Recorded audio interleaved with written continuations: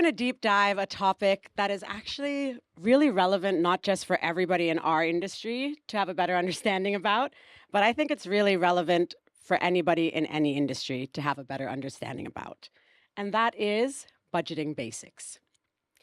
Most of us in the music industry do not come from finance or business backgrounds. I myself did communications in college. But many of us find ourselves essentially running businesses. So, to help all of us in the room today get a better understanding of how to get a grasp of our numbers, I am sharing the stage today with 3 industry experts from very different areas of the industry, but all with very equally valuable information to share with us. And starting with Sunita. Sunita joins us from Singapore. Some of you may know her as the former MD of Asia for Twitch, APAC. I don't want to shorten your title. But more relevantly, actually, she was the VP of Revenue at Spotify prior to that, which is when I met her. So she will be coming to us with a lot of that kind of insight. And then we have got Mr. Moy over here, who many of you know, who is the founder of indie label What the Duck, which is home to some of the best Thai emerging artists, such as Valentina Ploy, Loser Pop, Mir, and he's going to be sharing a little bit more insights about the recorded side of the business. And then we've got Coran, also from Bangkok, started off by doing some small club parties and then eventually grew it into one of the most well-known electronic music festivals in the region, Kolour Festival. And as well as like this burgeoning, incredible community of Kolourians. Yes. Is that correct? Did I pronounce that correctly? Yeah. All right, so let's dive right into it. So, as I mentioned earlier, I studied communication. And my first major job in the music industry in New York was running a label called Warp Records. And that was my first time experiencing working with budgets. And at that point, these budgets were already built. And somebody walked me through it. Not well, but loosely walked me through it and told me the different areas that I needed to input which information. I cannot even imagine having to do that from scratch, which so many of us are faced with today. So Sunita, for somebody who is trying to build a budget for scratch for the first time, what are some of the most important elements that they need to consider to include in that budget? Okay, so we'll start with the absolute basics. And I know it's not easy, no matter how many times you do this, because there's always so many variables that are difficult to forecast. And then we'll talk about that a bit later. But it all comes down to cash flow, right? So there's all of those elements of you put together a P&L, regardless of how early you start, even if it's before you've launched your business, and you're trying to figure out, what you need to be able to sort of go forth. It's your cash flow. So what I mean by cash flow is you've got your revenue and you've got your costs. So those 2 things are your everything, right? And then your revenue should always lead your cost because that's where a lot of things kind of start to go wrong. So try to figure out how much money you need to start, and in a perfect world, have a 22-month runway. And then from there, I know most people will say 12 to 18, but if you can get to a 22-month runway, it just takes a lot of stress out because just quickly to interrupt you here. 22-month runway, that means basically you need to have enough cash in the bank to cover your costs for 22 months. Yeah. Yes. And then start with the revenue before you invest in any cost. Because the biggest mistake a lot of people or a lot of companies start with is we hire too fast. And then everything breaks down really quickly. Yeah, I was going to say, because I feel like not knowing that, very often we end up, because the costs are something we know, right? Revenue is something that we have no idea usually. So I feel like typically what we do is we put the costs and then scramble to try to figure out how much money to make to cover the costs every month. Yeah, you should do it the other way around. Okay, got it. Great. Thank you. Well, we'll dive a little bit deeper into that. But now just focusing a little bit briefly on the recorded side, or dabbing into the recorded side with you, Moy.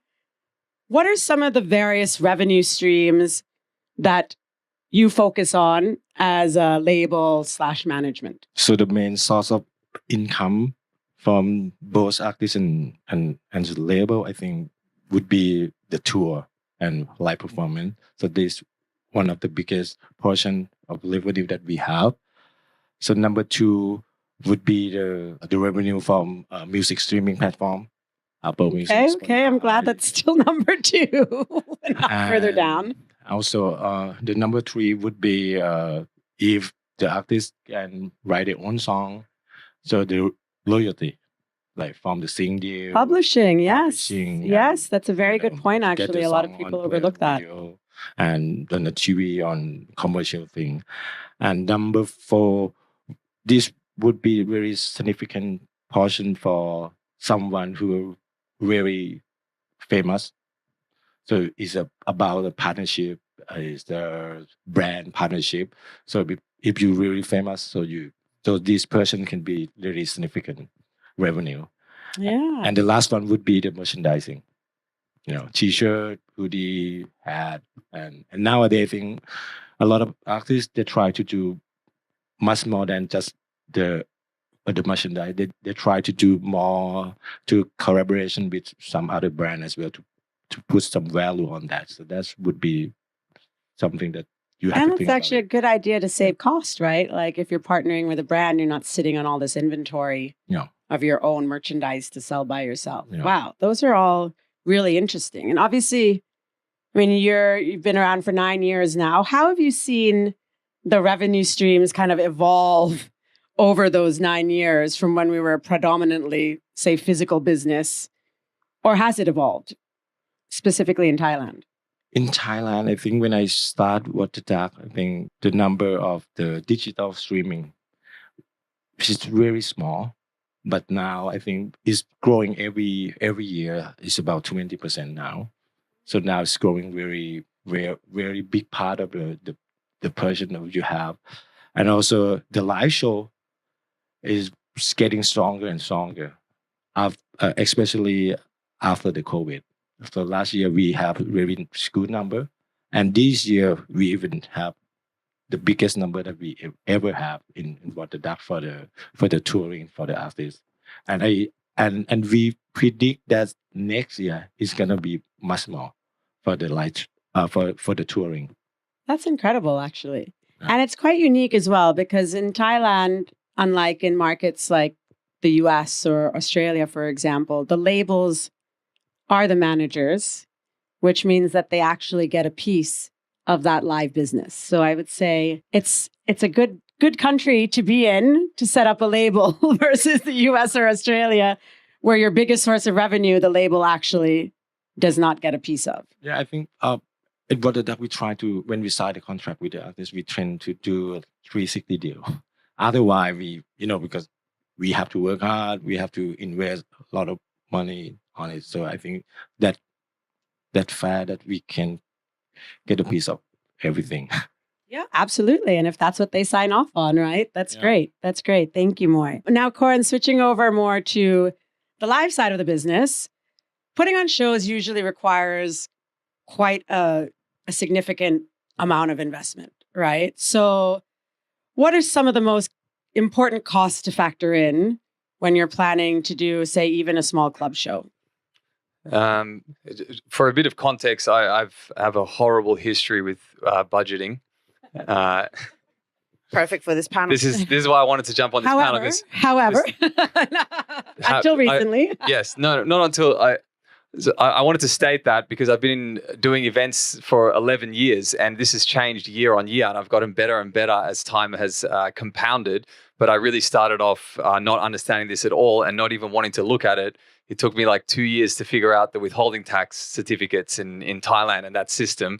But I'm significantly better right now because of all the mistakes that I've made along the way and all the extra taxes and penalties that I've had to pay along the way. So Very expensive lessons. yes, expensive lessons. So yeah, like now we're a lot more spot on with our budgeting, and we split our event into 4 key areas.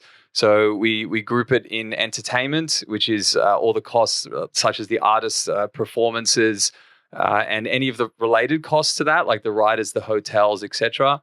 Then we do the same with production. We group all the production together. So anything related to the sound, lighting, staging, etc., that puts on the show and their additional costs. Then we do that with marketing, and then we do that with operations. So we group it into 4, and we designate each budget category to one person on the team who has to follow up on a weekly basis and report on each of the budgets. And then we're able to adjust accordingly.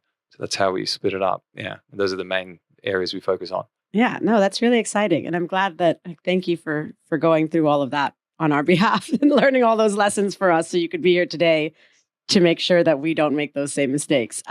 But what are some of the major costs that you've overlooked in the past? So you've explained a little bit about like the withholding tax. Like what are some other examples that new promoters often kind of forget about? It's all that stuff that everyone tells you, and you're just like, yeah, sure. Yeah, I'm not going to need insurance. Like, that's all that, like, a good accountant, a good lawyer, so all that foundational stuff has been really like the biggest savings that you can have is having a good contract.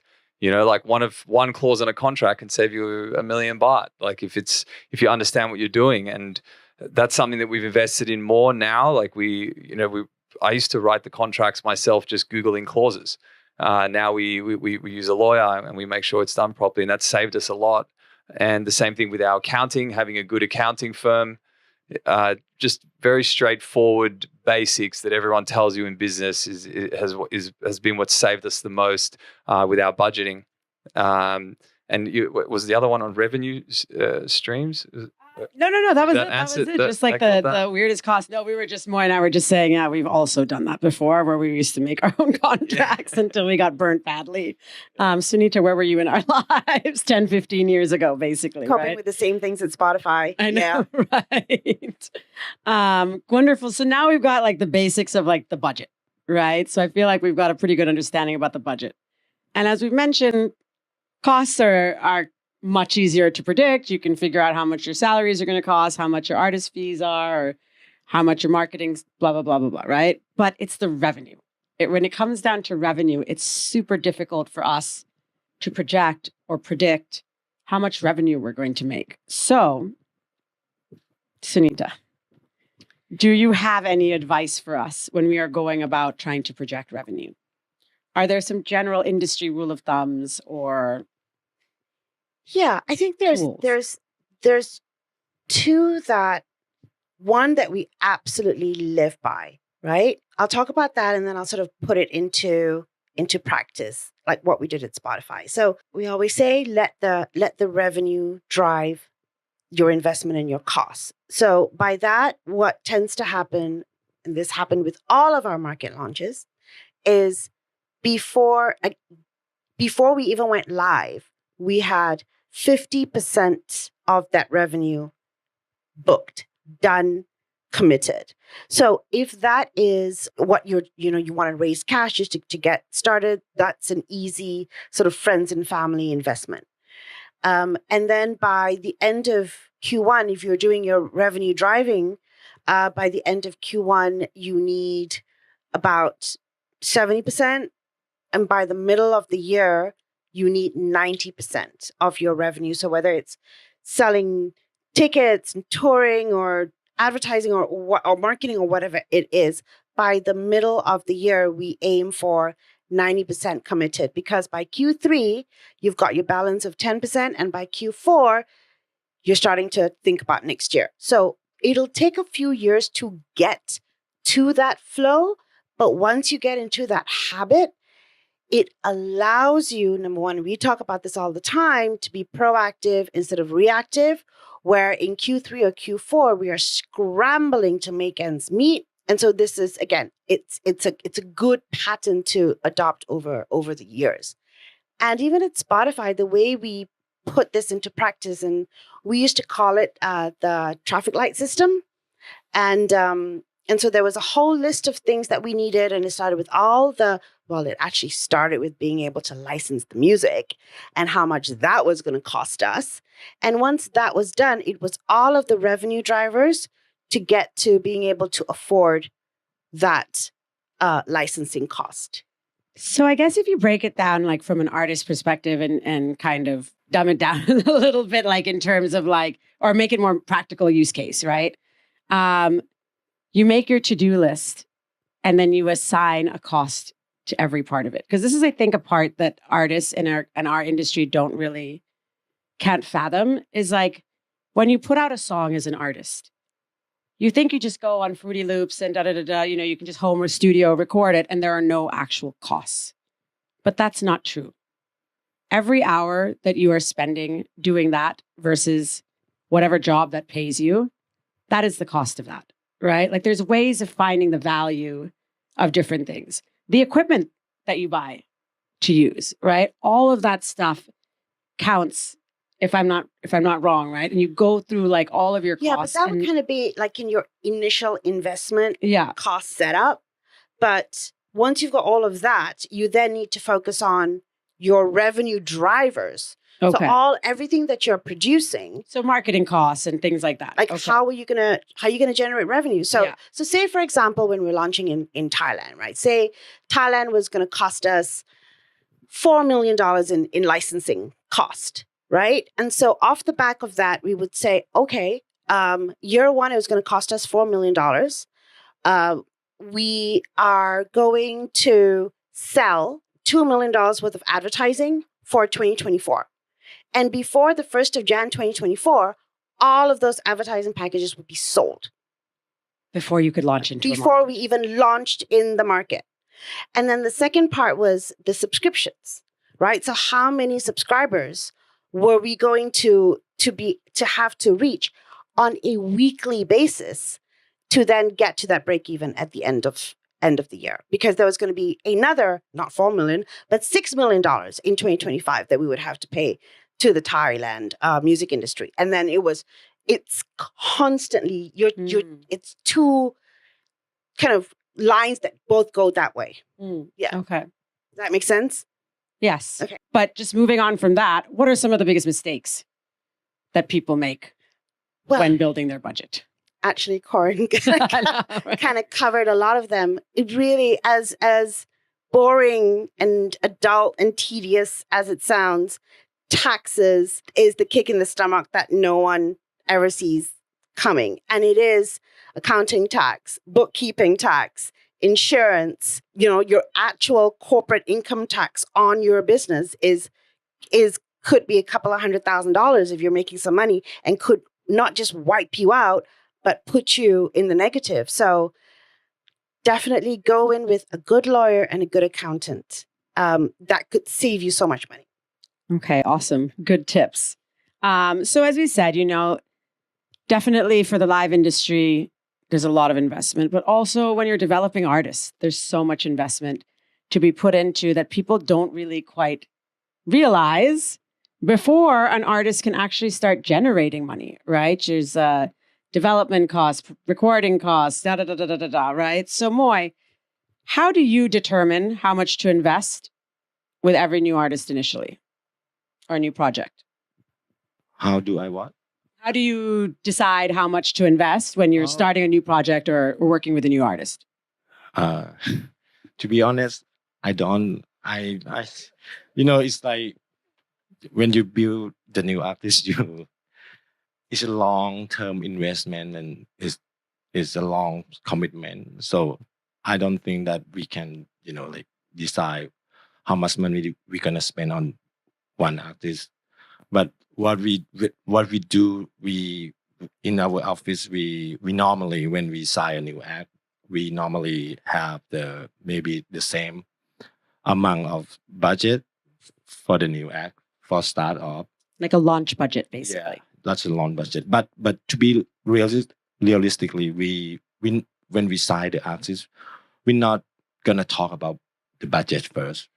What we do, we sit and talk and we discuss with A&R marketing team and obviously with the artists, like what they want to do was what what was what they want to achieve.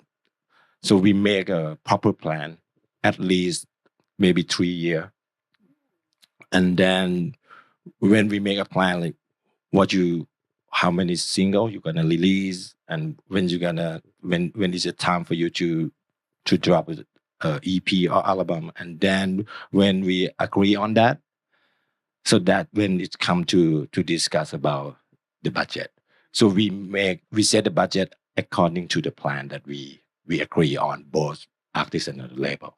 So that's how we do a budget. That makes a lot of sense. That Yeah. makes a lot of sense. There's no one size fits all model, is there? Yeah. And what areas do you feel like you're spending the most money in initially now? Is it in A&R? Is it in the actual production costs? Or is it more in like digital marketing? It's almost everything. But if I can say, I would say on artist development, because it's the most important that you should invest in your product, in your artist. It's a foundation, because I learned from my experience that sometimes, even though you have very good song and you have a good music video, but your artist is not ready to be on the market. You have a very good song, but when it's a chance for them to play, they can't play well. They can't really sing. So that where I think that we should make sure that before we debut or release them into the market, they should be super, super ready. That's such a good point, because nowadays it is so easy for everybody to record very nice sounding music. And everyone they want to hurry, and they want to, I want to drop the single tomorrow. I know, right? I love that. Right? Yeah. You're like, oh, great. How are we going to tell everybody about it? Who's going to know? Yeah. And what do you think that artists are not, or you're not spending as much money on in terms of promotion like you used to do? It's tough one. I think if I can now, I think the music video maybe it's not longer the big part of music marketing campaign anymore.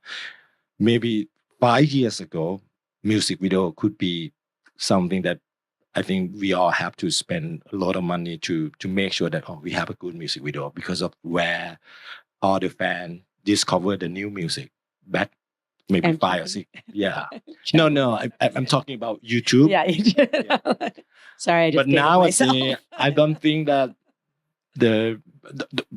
but don't get me wrong. I think we still have to make a music video for the artist, but maybe it's not that big budget. Maybe Yeah. we, and not every single that you have to make a music video.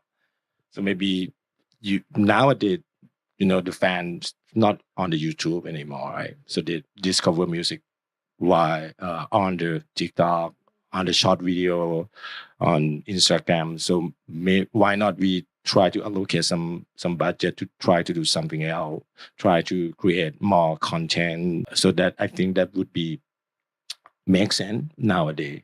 Yeah, no, that makes a lot of sense. And the most important question, who pays for everything? The label. Yeah. Yeah. You Yeah. have to pay for everything, right? But aren't there like some sort of agreements with your artists that some of these costs can get charged back to them and da da da da da? So that's why it's a mutual thing, or is it a pretty set? No, You pay for it. can we charge back to them? No, I don't think so. Interesting. Even though we have an agreement, or we have a plan that, and we set the budget that, like, okay, for this year you release 3 singles. Yeah. Okay, we have the budget for you, and then it's never, it's Actual. always over and over, and they're not very happy with that. Yeah. Got it. No, that's great. And then, Coran, you've done like all different types of events, right? Like you still dabble in like the smaller shows, right? And then you still have a variety of different formats now that you're doing in different markets. So how do you approach budgeting, or do you approach budgeting differently depending on what kind of event you're working on, say a headline show versus a festival? So now what we've been doing is when we have a a festival style show. For us, it's a large scale event, right? When we're doing a large scale event, the big change that we've done in our budgeting is that we will put the full cost of the headlining artist into the budget of the large scale event. And we will tour the headlining artists around other shows in other clubs in Thailand, so that the supporting shows, the add-on shows, don't have any artist costs, and we use the income from that as add-ons to the main show. So that's probably the biggest recent change that we've been doing with our budgeting, and that's how we've changed our budgeting to get more value from when the artist is in the region. And also, very few people have been able to do that in house and techno, because there's just not a big market to do that, and also to do it in one country. That's usually done across multiple countries around Asia when the artist flies down. Yeah, that's quite impressive. What are some of the markets that you are able to do that in Thailand? When we did our anchor show was in Hua Hin, then we did Bangkok and Phuket. Yeah, Phuket is a very strong market for it's our strongest market now. It's stronger than Bangkok. Yeah. So very exciting. And the artists, I suppose, would also give you a better. You get a better deal. Right? It's a bulk buy. Not only do you get a better deal, the other thing is that you increase the relationship with them, so they're going to come back and they're going to want to work with you again. And also, you can book them much further in advance, because the problem is when you're sending out an offer, they've got to book all these anchor shows around the region, and they've got to fly to different places. So you can give them better service, and you can get the confirm 8 months before. Otherwise you're going to get the confirm 4 months, 3 months before the show, and then it affects your marketing window. So that's the other benefit of that as well. You get to lock it in earlier.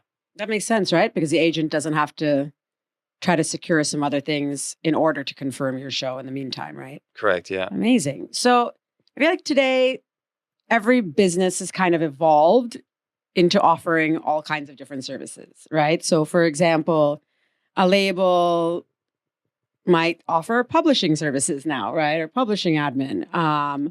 Or a promoter might also do agency work for brands and do agency events now, right? So now with all of our businesses kind of expanding on the revenue streams, different kinds of revenue streams that we're working with, Sunita, how can we manage it all?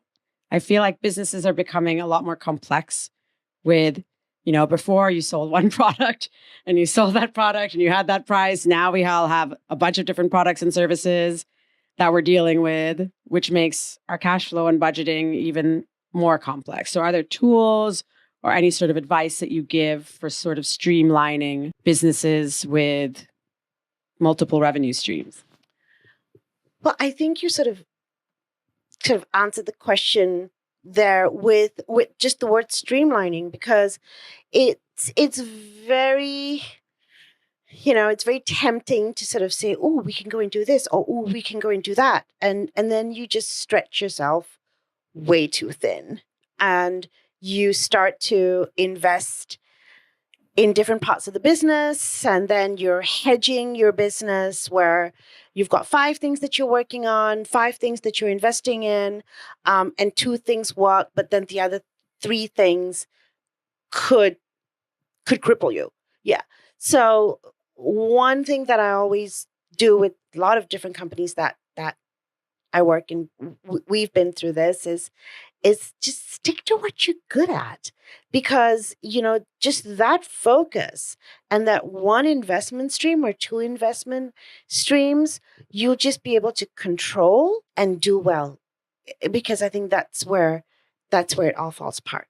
So I think this is like the nature of our industry as well, is if we're not actively looking at opportunity cost and like budgeting opportunities, we see opportunities and we're like, oh, yes, a gig, a book, a show, a this, a that. And we're just trying to scramble to bring in as much money as possible at this stage, right? So do you have any advice for people who don't really quite grasp that concept of like opportunity budgeting?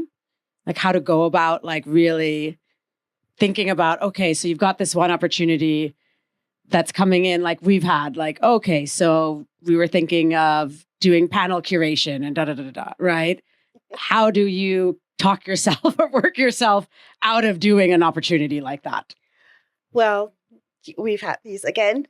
It's the 70-30 rule. If you are ever faced with a situation where you've got this amazing opportunity, but you're just not sure if it will work, you will get a budget from whichever opportunity this is. And 70% of that budget should go into your pocket. And you should be spending 30% of that budget on whatever it is you're doing. You can stretch that to 50-50, but the second it goes where you're spending 50% of the budget on the actual cost and 50% is revenue, walk away. That just simply is It's such like this is bonkers to us. We're like, what? But also, I mean, the other thing that you really highlighted to me was time cost, right? So for some projects, we were charging 3 times more per hour than for other projects when you actually worked out the amount of hours that we were putting into the project versus how much we were getting paid. And I thought that was really, really eye-opening for us. Right. So moving on to you, Moy. Not only do you have multiple revenue streams, you also have a lot of different people that you need to pay out that money to, right? From your artists to your employees to multiple vendors, etc. So how do you manage all of that cash flow in your business? I think we need to get a good accounting team. You know, I love your answers are always like, I don't. No. Yeah, because I don't know what you just said a lot. I have no idea what you just said. Oh. My phone is like, no. So yeah, I think we need to get a professional accounting team, a good lawyer, because I've been really bad at accounting. So when we start with the duck, so I even wrote the artist contract by myself because it's like cut and pass, and now I think it's the time for, you have to get a professional to help you to handle this kind of matter. And especially when you work with the artist, and then everything have to be a super, super transparency.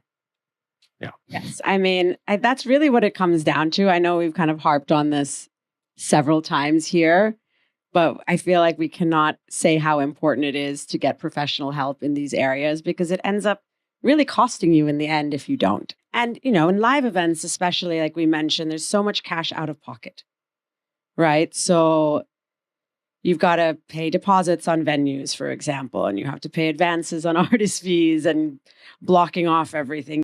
Coran, can you walk us through sort of the timeline of cash flow movement for an event? Yeah, sure.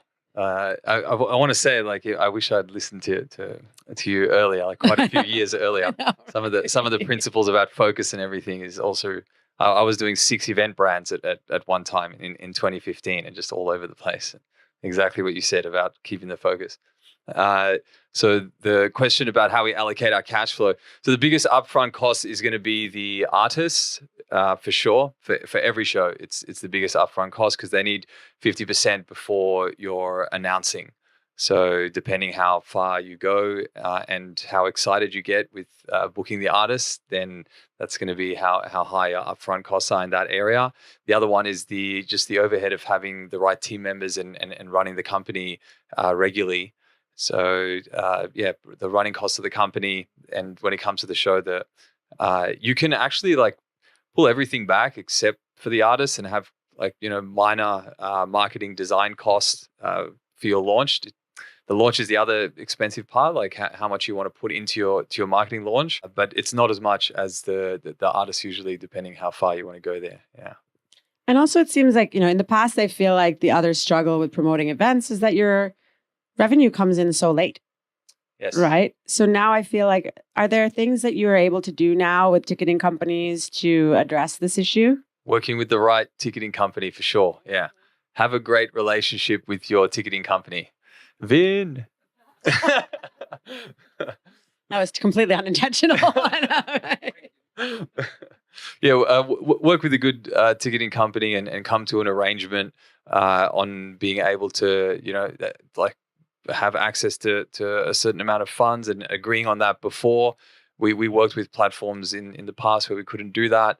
And also, yeah, like a big part of it as well is your planning in advance with your ticketing and your revenue, and knowing how much that you have to gain with that in advance, and then also how much you're going to block off for the additional shows that are coming. It's not a good idea to be running your show purely on the incoming ticketing revenue that's coming. That's not a good position. You need to secure other revenue streams that are going to be more secure. Very nice segue to my last question for you, Coran, which is, what are some of the new revenue streams that you have found to be very good in your industry? I think in Thailand, definitely sponsorship. Sponsorship's really big here compared to other markets. At one point, we were doing around 35% of our total yearly revenue was on sponsorship. It's reduced a bit after COVID. COVID reset things a bit, but it's still around 20-25%. So sponsorship's a big one. Another one is a really good one for us is the after party. The after party is great. Like we're doing 20-30% extra revenue on some shows, and we strike a very easy deal with the after party, and it's very easy to sell to guests. We've been doing this and we really just developed it in a very strong way, because we used to do the after party for free. Because we're like, yeah, we want to have fun after the show. And that's when our team would go and party. And we did that for so many years. And then we had to charge tickets at one of them because we had some costs with the venue or something. So we're like, we need to add a ticket, and we're talking about it. And then no one said anything at all. And then since then, we raised the ticket price and increased the quality of the show. And now we're booking internationals for the after party. And it's like an extension of your event, right? Yeah. And you really don't need to market it at all. Like you can, we will send a text message out of everyone who's bought a ticket 3 hours before the show closes. And we'll have the basic event page and just do a few posts on it. And that's it. It'll be full, So the after party is a big one.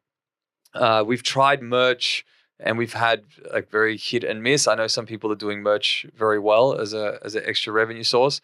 And for us, the other one is corporate events. We do corporate events. We have some big events actually. We've done two large scale events in the last year. That's a new area. If it's at a certain revenue level where it doesn't distract our team too much, and it's got a very high upside, then we've been doing as an extra one corporate events. Remember to keep your focus though, Coran. Yes. That's it, yeah. Wonderful. Well, that's all the questions I have for all three of you today. I feel like we've given everybody a really good foundation on budgeting. Is there anything that the three of you wanted to leave off as a final do not do when it comes to budgeting? And no pressure if not. Well, I think for me, it's, and it's kind of building on what Coran just said. I'm not from the music industry. All of you are. And I know it's your world, but don't forget that what you do is the coolest thing in the world.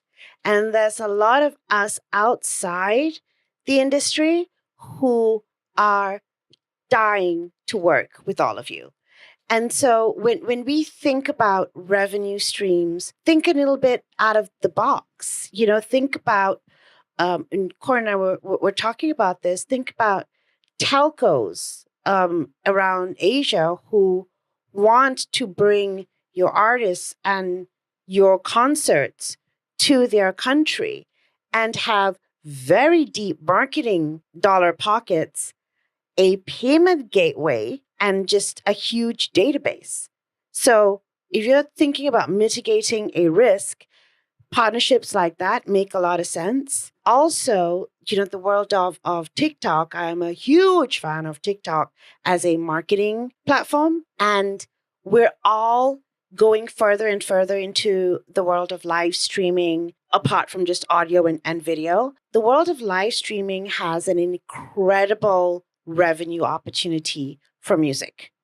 Incredible. And from a Twitch point of view, I used to talk about this a little bit, but got very sidetracked attracted by gaming and esports. One of the reasons I left Spotify to join Twitch was at Spotify, I could take $10 from each of you. You were my one subscription opportunity.